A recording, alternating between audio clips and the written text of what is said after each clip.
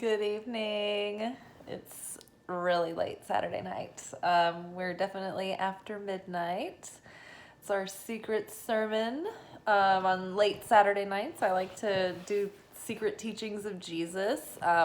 Broad generalization kind of name for the segment, but basically I was wanting to read the Nag Hammadi scriptures and the Dead Sea Scrolls and some of those other works, and didn't really have time to do it. So I thought, I could make a weekly video doing it, and we can read them together and discuss. And basically what I do is I will read through the portion poorly usually and then I might read through it again, and then we'll go back and unpack and we'll discuss. And I'm not a theologian. I am not qualified in any way. I'm just interested, and I tend to have a lot of information come through as far as like channeling. So I usually just connect with writings like this, and I'll just share what I'm getting coming through, and take it or leave it. And these gospels, some people have different opinions on how they feel about them, about their legitimacy and whatnot. And that's fine. We're not really here to deal with all that. We're just enjoying ourselves reading late at night on a Saturday and taking the messages that are coming through regardless of anything else involved, which is fun. This is entertainment. And some people get real bent out of shape over these segments, and I just don't know why people waste their time. And this is the internet. You are free to do whatever you want. Please move on if you don't want to be here. But yeah, let's just settle in for a second. Oh my gosh, tonight was so busy at the restaurant. It's Pride, and so we have our big celebration in Nashville, usually the last weekend of June. I think this is the last weekend or the second to last weekend. So usually I get to go out with my sister and her wife and some of our other LGBTQ friends, but I did not get to do that this year. I was at work, but we had a lot of people come into the restaurant who were celebrating, which was fun. So we were kind of a place to be, but we were really busy. And I was still frazzled, and I was so sweaty tonight. I had one of the large party tables and a couple of other, I had two other tables, but they're also 5 and 6. So you have large groups, but you don't have a whole lot of different places you're running in. Ish. So I'm going and running around greeting my tables and things, and I'm just kind of trying to get them watered so that I can do a couple of other things and then calmly come back and go around and take their drink order in order. Do not start yelling things at your server. They need to write it down and make a note of where your seat is. We're not superhumans. We need a minute to think. And the moment we stand still, someone is in our ear, in our face, needing something, whether it be our teammates or the people at tables. So sometimes we just need a second to take a breath and collect. I had none of that tonight. I just had to keep going and coping. And so I would go to these tables, and I just was sweating so much tonight.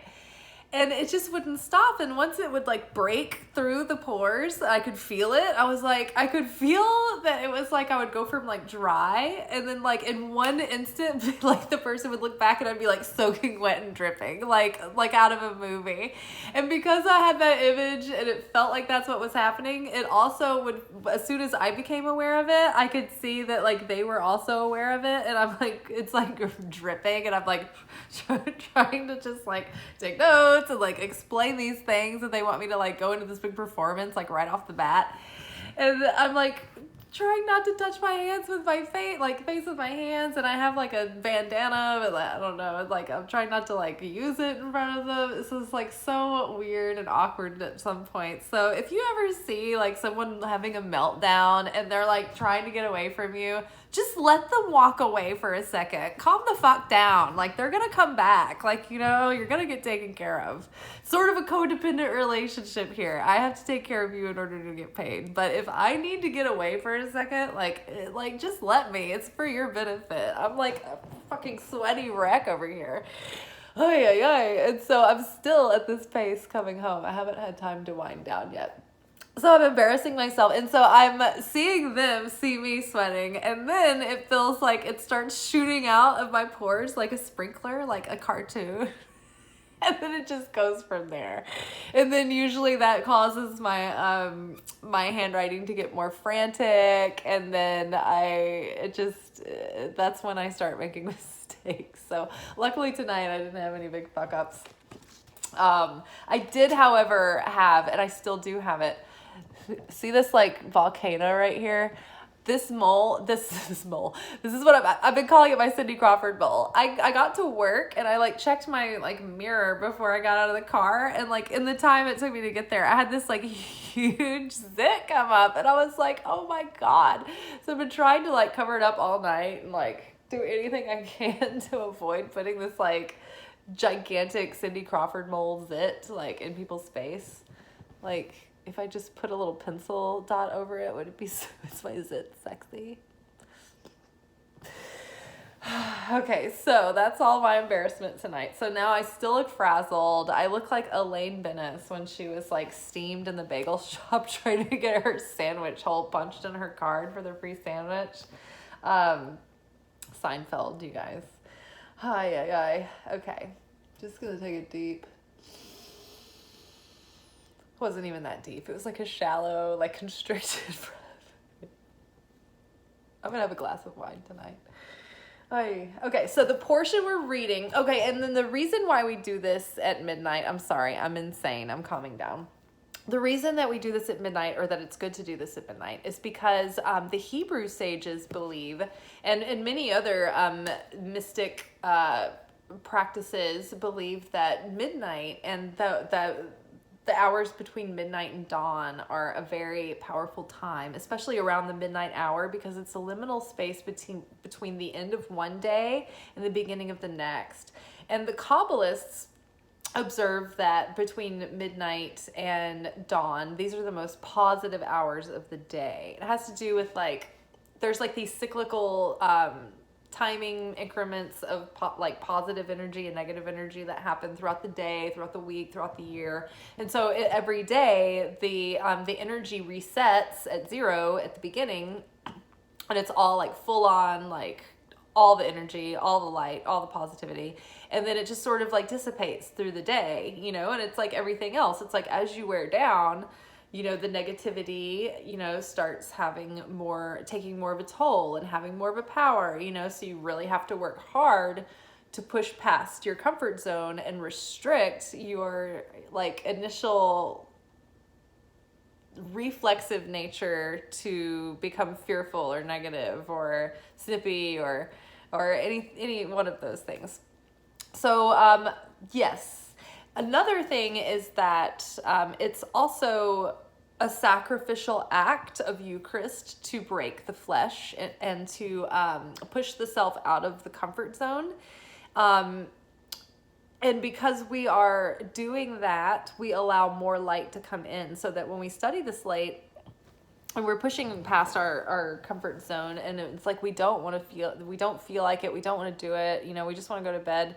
That's the times that we've overcome our weakness, overcome our ego, overcome the flesh, overcome our human nature to be more divine, and we've overcome our instinctual needs, and we've risen above them, and we've transcended them, and we've used our free will to choose to push through the discomfort and to value and to desire that connection with the light and that wisdom over our own comfort. And so that is one of the things that we mean when we say we're building the vessel, because we want to become channels for the light. And so we want to purify our vessel. We are a vessel for the light. When we want to receive light from the things in our life, like money from a job, like the vessel is going to work at your job and doing your job to earn the money. And you show up and you do your due diligence. You know, if you are wanting to receive the light of satisfaction from, let's say,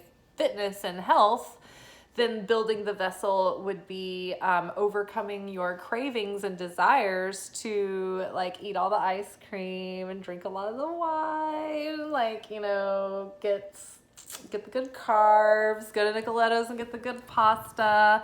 You know, sometimes we have to overcome those cravings and eat, you know, healthy foods that are really good for us. Be active, you know, have a healthy diet and exercise and take care of yourself and drink enough water and get healthy sleep. So that's building the vessel. It's like when we consistently show up and devote our effort, regardless of whether or not we are seeing benefits, we are showing up in an eternal fashion, just like the light, giving and giving and giving regardless. But, you know, we're also giving and receiving. We're an open channel both ways. All right. So the portion that we had just read recently was the Secret Book of James. I highly suggest going back and watching those videos. I really liked Jesus as a character in the Secret Book of James, James's brother. And we're on the Gospel of Philip. And the Gospel of Philip so far has been like these little snippets of, I don't know, just like little morsels, but they're deep, so there's plenty to pick apart. And so we are going to do that again. This week's portion, and I just kind of randomly have been choosing out of Philip instead of going in order, and I feel like this week's portion really matches the mood, especially for the US right now. If you don't know this, the United States has just taken a huge step backwards. Big surprise. I'm pretty liberal, so brace yourself. But there's a lot of nuanced reasons why women might need abortions. And I've known personally women that have needed them in life-threatening situations and for very traumatic reasons. And it's none of our business, and we just pray that we're never faced with that situation, that we don't have to make that decision. But it's not up to us to insert ourselves into someone else's right to make a decision like that for themselves that might actually be a life or death situation for them, medically speaking. It's just not our place. And so I believe that I think we should live and let live. And I think that it's not up to me to tell someone else how to live their life as long as they're not harming or oppressing others. And that's basically where I stand on most things, generally speaking, politically. And yeah, so the overturn of Roe versus Wade, it just felt so just deep, boiling, holy rage. Because once again, the toxic masculine patriarchy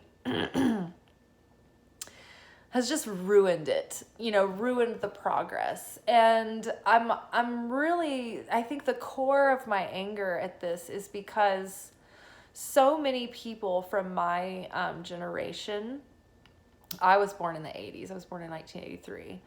A lot of my brothers and sisters can't have anything to do with Christianity because of their fathers and because of the wives of their fathers, and their heavy-handed, toxic arrogance and misunderstanding and just corruption and perversion of who Jesus was.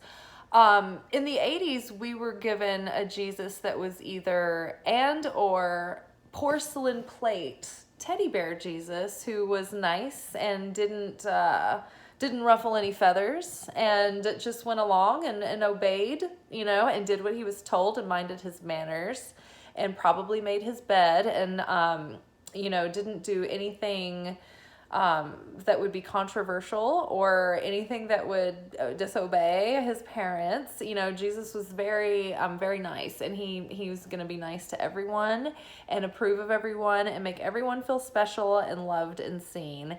And he's going to answer all your problems and all your prayers, and you don't have to do anything. Just when anything in life comes up, just ask Jesus to take care of it for you. And you don't have to take any action, and you don't have to put any effort forth. You just wait and see. And if it doesn't happen, then it's just not meant to be. And if any difficulty comes along, then it's because you're wrong and you should be ashamed of yourself.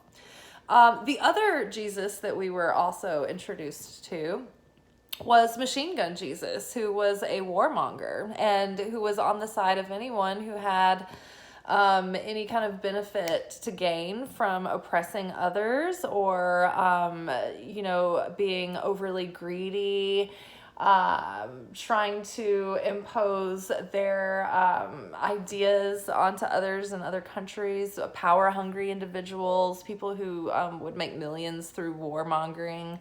That was a very convenient Jesus too.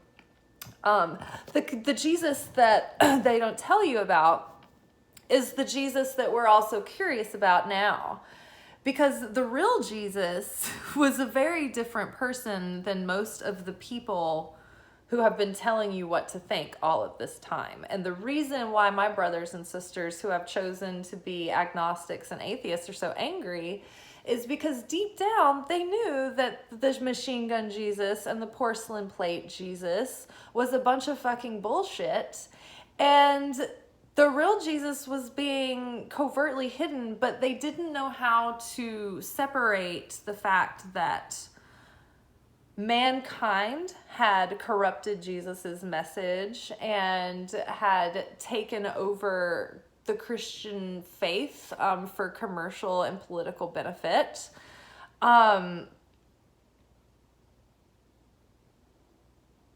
most of the parents and the people that bought into this didn't really understand it either. They just didn't have enough sovereignty over themselves, and they weren't connected through the heart space. And from the beginning, all of the teachings of Jesus that really go into that connection in the heart and changing the heart, all the detail about that just gets left out. And so I love teachers like Rob Bell and many others Peter Rollins and so many other teachers that focus on Jesus's sermons, bringing back the sermons and talking about the stories of him going from place to place, because Jesus, Megan Watterson, oh my goodness, Mary Magdalene Revealed. I mean, I just wept in the tub, reading that book, and everybody that I knew that read it were just changed by it. But yeah, I think that the people my age that are rejecting Christianity are rejecting that terrible taste in their mouth from the terrible churches they went to growing up, from the judgmental leaders, from the people who suppressed the truth of life, who wanted to paint everything like it was this big, phony, cardboard cutout of perfection, and nobody was real, nobody's honest, everybody was just pretending and suppressing and putting shame on others who didn't know what to do with suppressing it any longer. People who had questions, people who didn't fit the mold, right? Those people were ostracized. Those people were persecuted. Those people were left out in the cold by so many, including many of their own parents and family and, church members and pastors, right? So all these lost sheep have wandered, right? Wandered off looking for something, wondering what it all means. Why are we all even here? What the fuck is the point of this? What have we got to offer? What am I going to do? Have a child and give it the internet, faster connection? What do I have to offer a fucking person who's going to be in the world 70 years from now and may not have food and water? You know what I mean? This is where we've gotten. This is how good of Christians that we've been, that we have fucking taken care of the garden and let it get to this fucking state. And so now I'm so fucking mad at this toxic bullshit and these lies, because you know what? They fucking ruined Jesus for so many people, and I'm fighting that, because the real Jesus was a fucking radical. He was a rule breaker. He was taking up for the fucking women, for the widows, for the children, for the poor people, for the people that didn't have power and money and prestige and influence. He was taking up for the foreigners, for the criminals. He was with his disciples, and he said, you know what? Let's go across the lake. And they were like, Jesus, we're not supposed to go across the lake. The Gentiles are over there. We're not supposed to hang out with them. They believe differently from us. Our parents will be mad at us. Our families will get mad. We'll be in trouble. And Jesus was like, I'm going over across the lake. And I want to go talk to the Gentiles. And I want to tell them the good news, because that's where we have the work to do. That's where people need us or want us. Everybody here in the village is fucking fine. They're all good, sitting tight. We need to go over across the lake. Jesus, oh, you're hanging out with these terrible people, all the criminals and the sick people and the tax collectors and the whores and, you know, all of these people that were unsavory types. That's who Jesus was hanging out with. The women, Pilate's wife, was taking money from her husband and financing Jesus's mission. All these women were financing Jesus's mission because he wanted them out of the fucking kitchen and into the leadership of the church. He wanted to give them, he wanted to empower them with education, with bringing them in as teachers of spirituality and as equals, as people who had like an equal and like other side of the coin to share. It's just amazing. It's amazing. And then he would even tell women, if they would ask, like, should we abandon our village and just like come on the road with you? And he's like, that's up to you, but you know, you don't have to just stay here and do what you're told. Like, Jesus was a troublemaker. Jesus was persecuted and pursued by the Roman Empire as an enemy of the state, because he was shaking things up so crazy that it was causing rebellion, like it was making a difference. Like, people were getting like unsettled and they were out of the control, and things were getting like, you know, hairy for the Roman Empire. So Jesus was like, basically, I mean, he was an enemy of the state. He was not following the rules and doing what he was told.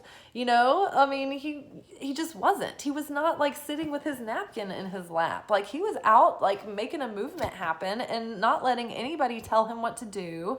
He was not looking for validation or permission. And let me tell you, nobody was like, yeah, go Jesus, we're so proud of you. They're like, you're a healer. Why aren't you here in our village making money for us like everybody else does? Why are you going on the road just like giving all of this information everywhere instead of like having these people come to you? He was following his own path, his own guidance, his own direction, even though other people disagreed with him. And not only that, other people were talking about Jesus, like saying stuff like he was demonic, he was like of the devil, was like, possessed. And it's like, this is Jesus. But he pissed people off because he didn't go along. He didn't do what he was told if he didn't feel like he should. And he fucking told it like it was and called people out when they were being fools or blind or unconscious, you know? Half the people, like, you think Christian Karen is gonna like Jesus when he gets like on the other side of a conversation with her? He's gonna tell her the business and what's what. He's not gonna be nasty or mean about it or petty, but he's gonna be pretty straight up. And she's gonna be like, and then Karen is gonna be with the freaking mob going to get him with the freaking, torches or whatever, right? So when I think of Jesus, I'm like, man, what a fucking badass. Like, he's so awesome. And like, I barely even think about all the miracles that he worked, and those kinds of things. And I think he was reluctant to even do that, because then people got too caught up on just like the magic tricks and the parlor tricks and the stage show. They're like, oh wow, Jesus, heal my aunt. And he's like, you're missing like what is the most important part behind healing, the whole message behind it, the fact that like you actually don't need me to do this if you could grasp what I'm telling you, that you're whole, that you can heal yourself. Blessed is the person who doesn't need the healing to begin with, because they had enough transcendence and realization to just be there already. And like, we have this capability as human beings to be that divine, but it's all the layers of the ego, of what the Hebrew tradition calls klipat, is what we call in Kabbalah. And these are the layers of negativity, the layers of ego shell that get built up over time, and we have to break through them. And a lot of what you can find hints of these things in your astrological chart. Your astrological chart will show you like strengths and weaknesses. And, you know, your negative traits are the things that you have to like overcome and break. And those are the things that you sacrifice in Eucharist to like ascend within, right? And ascend the soul and correct the soul, right? In this world, we want to do the work of self-emptying. Emptying that ego, those negative limiting beliefs, all of the truth and the dogma that is more important to us than actual love. Like, how many parents have terrible relationships with their children because they were so attached to their truth and their dogma, even more than just sitting and being with their child. It's amazing when I'm at the restaurant and I see these families that have like a father and a mother that sit there and they have kind of like adult kids, you know, and they sit there and they're like asking them all about their lives, and you know, the kids are spilling the tea about like what's really going on behind the scenes and what their friends are up to and everything. And I just think, wow, this is what parents could be like, to actually have influence with their kids, because they have a mutual intimacy and respect and trust. Whereas this hard-hearted, my way or the highway, if we disagree, then I just have failed as a parent, and you're a shame and you're a disappointment. Like, love that. It's really the point of life, right? Is to just be right. Like, we're here to love one another and experience that. And it's so sad when people let these stupid things drive them apart. But I think I did this one back afterwards, because I think I really talked about a lot of the sermon before reading the portion. And it's so funny, because when I came in tonight, I was like, I'm almost too brain damaged and tired to do this after work. But I knew it was like, nope, the ones that are the hardest are the ones that are going to be, that might make the difference, right? So this portion is called the name Christian. If you say, I am a Jew, no one will be moved. If you say, I am a Roman, no one will be disturbed.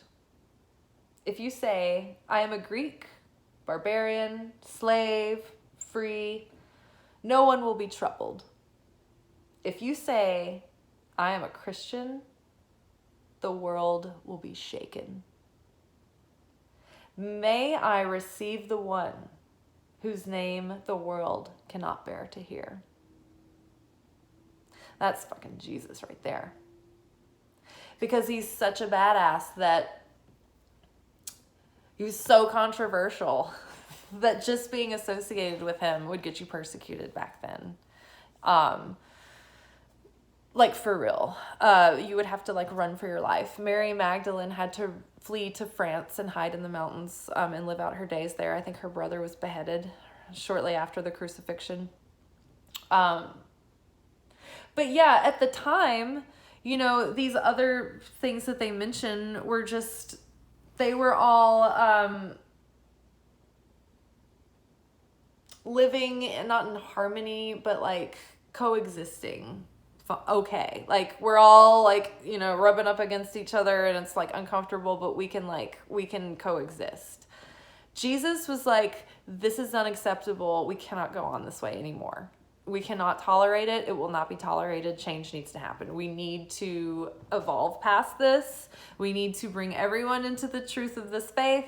And then we need to correct all of the injustice that is happening and make sure that everyone is treated fairly, that everyone has enough to eat, that people are taken care of, that no one is left out in the cold, that we can have unity and harmony and love and just enjoy a dinner with our family. If we can overcome ourselves, right? Like, is it possible? And apparently it's not. And people are still fighting like animals over the dogma of the nitty-gritty of each little detail of like, well, I don't think that's right, and I don't think this is right, and I don't like that, and I don't want you to do this, even though it has nothing to do with me at all. We're so petty.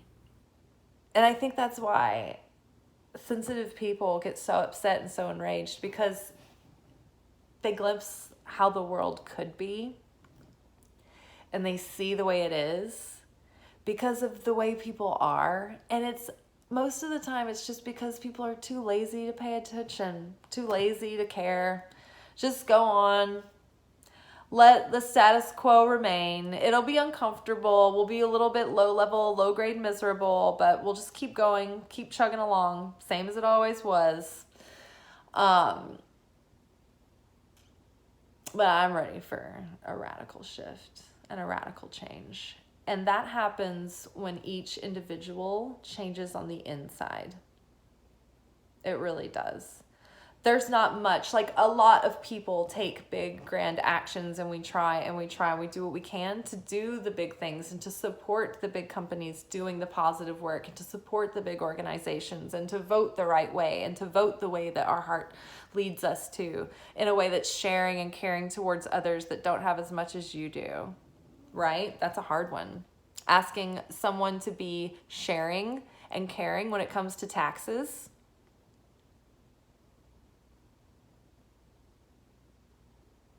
Jesus would tell you to make a decision based on sharing with your neighbor.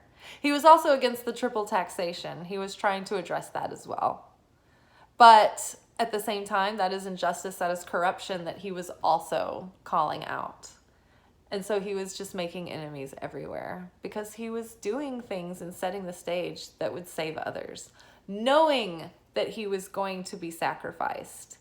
It's funny when we think about what is a success. I was thinking about this the other day, and it's like, well, Jesus's message was so powerful.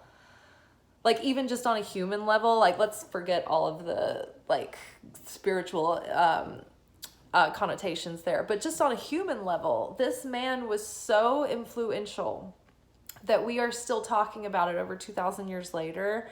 And there was a book written about him, or books about him that were like, that have sold more than like any other book ever in the world. And people's lives have changed, and people have started wars over their misconceptions and perversions of this message. And no one has ever made as big of a difference. And yet during his time here, everyone was against him. He had a small following of people that were like raving fans. He was able to basically walk through villages and like tell people what he could tell them while he was there, and then leave and hope that the seed was well planted. He had 12 disciples plus Mary who had no idea what he was talking about ever. They like misunderstood him at every single turn and twist. And there were a couple of them that like totally like picked up on some of his like deeper teachings, and like Mary Magdalene was like totally like his BFF. Like, she really got it. She nailed it. She was like, I understand you. I totally understand you. And he was like, she was his equal. She was the divine feminine counterpart to him. Otherwise, like, yeah, people, nobody knew, like, they could see, they were like, oh, okay, tell us more, but they weren't really quite grasping it. But some people were enough to where, like, it was setting a fire. It was coming alive, and it was changing people. All it takes is the seed that's planted, right? And he was able to trust that. He was a sower of seeds and a fisher of men, and he was reeling people in so that they would follow up, and the work would, once you're willing to allow the Holy Spirit to come, when you invite the Holy Spirit into your heart, or if you start reading like a spirituality book or whatever, it's like you are energetically inviting that process in, and it begins. It's like you barely have to do anything to get it started. Immediately, life will start presenting you situations where you can make decisions that reflect what you're beginning to value and learn, or you can continue on in the old path, right? That is why we're reborn. We're born again because we're born anew. That is why we are baptized, because we are going down into the abyss of the uncertainty. We are washing away our ego. We are washing away all of the deluge that had caused us so much suffering from the past, and we're rising up, new people, purified, fresh, a new start, right? So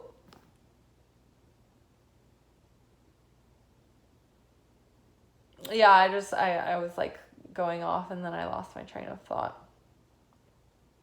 But yeah, I don't know, I think we've talked about every mystery in the Bible so far. Oh, but like how Jesus, like he may have felt like he didn't feel like a failure because he knew what he was here to do, but he would have seemed like a failure at the time, because then he was arrested and humiliated and punished and tortured in front of everyone, and then that wasn't enough, and then his everyone voted against him and had him crucified. And like his own godfather like sent him there to be the sacrifice. Like, even my dad is having me killed in the worst way. Like, why hast thou forsaken me? Like, but he knew that the point was to die. Not just to be a martyr in a human and political sense, which he knew that was part of it as well, but also in a metaphysical sense. He had to come here and be the perfect vessel that was sacrificed and broken open to, as the Messiah, he had to break himself open to open the direct flow between us and the divine, and to open our hearts to humanity, to spread that love and that message out. Right? That's why the cross is shaped up and down and out. Okay. And to say I'm a Christian, the world will be shaken. May I receive the one whose name the world cannot bear to hear. Yeah, so it was a controversy. You know, it was not part of the status quo. It was going against the grain. And so the name Christian did bring up a lot of controversy at the time, because they were kind of like lawless, crazy, like out of control rebels, you know? Not lawless, but like they were disobeying their family, and they were going against the grain, and they were not doing what they were told. They were they were reforming a whole new portion of a religion, you know, which then broke off into many other different variations and things. And it still is. And there's still a bunch of different variations. And I think even now the name Christian does shake people up because of, you know, the stuff I was talking about earlier. It's like the real message of Jesus is always buried under someone's agenda. We don't focus enough on listening. We get so obsessed with him, like tabloid cover Jesus, like Beatlemania over Jesus, that we forget what he's telling us about. We forget that his whole point is that, like, he's talking about God. He's talking about like imagining and trying to fathom the endless eternal beingness of what that is. He's trying to tell us how we can change our hearts, and we can change our perspective, and we can change our soul, and we can change the way we treat one another, and we can change the world, and we can actually start living in the kingdom and bringing the kingdom into our physical world and living in a state of inner peace and unity and goodness. The kingdom is the different governing forces of the Godhead within our soul, within the aspects of consciousness and soul transcendence that we have access to, right? as a human being on this plane. So there's so many layers there that get left out in, the everyday church or whatever. And so that's one thing that I think is interesting about Kabbalah, is that it's the deepest spiritual interpretation of the Bible, as far as, compared to, the different rabbinical commentaries and things. It's the most metaphysical, the most not mundane, if that makes sense, the most soul related, it has to do more with the work of correcting the soul and the inner healing and the transcendence, right? And the ascension of the spirit. I think that is all I can talk about tonight. We're at 40 minutes. We've laughed, we've cried. My zit is probably bigger than it's when we started. Can't wait for all the comments. Please comment. Just if it's positive. I don't even care if you're trying to fight with me. I'm just going to probably erase it. So if you're interested or positive, comment. If you're a lunatic, then spare me and spare the rest of us. All right, y'all. I love you. If you stayed this long, thank you so much. We've really been through it tonight. Love you. Love Jesus. I'll see y'all tomorrow for our weekly Oracle forecast. Ta-ta.